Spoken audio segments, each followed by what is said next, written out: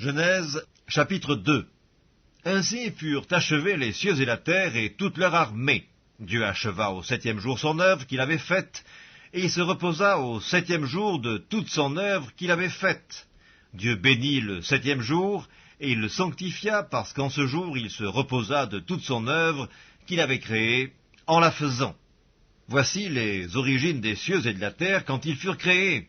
Lorsque l'Éternel Dieu fit une terre et des cieux, aucun arbuste des champs n'était encore sur la terre, et aucune herbe des champs ne germait encore, car l'Éternel Dieu n'avait pas fait pleuvoir sur la terre, et il n'y avait point d'homme pour cultiver le sol. Mais une vapeur s'éleva de la terre, et arrosa toute la surface du sol. L'Éternel Dieu forma l'homme de la poussière de la terre, il souffla dans ses narines un souffle de vie, et l'homme devint un être vivant. Puis l'Éternel Dieu planta un jardin en Éden, du côté de l'Orient, et il y mit l'homme qu'il avait formé.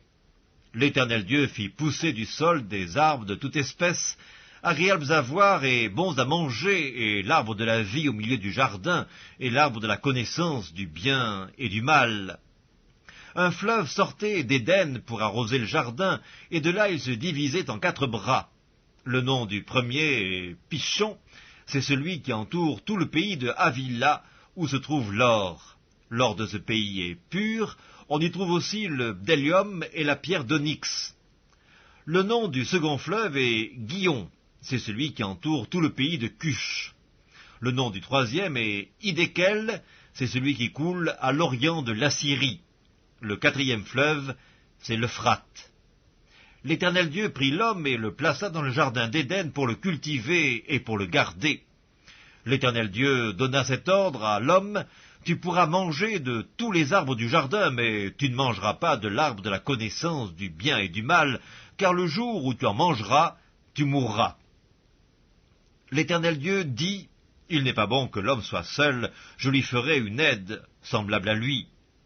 L'Éternel Dieu forma de la terre tous les animaux des champs et tous les oiseaux du ciel, et il les fit venir vers l'homme pour voir comment il les appellerait, et afin que tout être vivant portât le nom que lui donnerait l'homme. Et l'homme donna des noms à tout le bétail, aux oiseaux du ciel et à tous les animaux des champs. Mais pour l'homme, il ne trouva point d'aide semblable à lui. Alors l'Éternel Dieu fit tomber un profond sommeil sur l'homme qui s'endormit. Il prit une de ses côtes et referma la chair à sa place. L'Éternel Dieu forma une femme de la côte qu'il avait prise de l'homme, et il l'amena vers l'homme. Et l'homme dit: voici cette fois celle qui est os de mes os et chair de ma chair. On l'appellera femme, parce qu'elle a été prise de l'homme. C'est pourquoi l'homme quittera son père et sa mère, et s'attachera à sa femme, et ils deviendront une seule chair. L'homme et sa femme étaient tous deux nus, et ils n'en avaient point honte.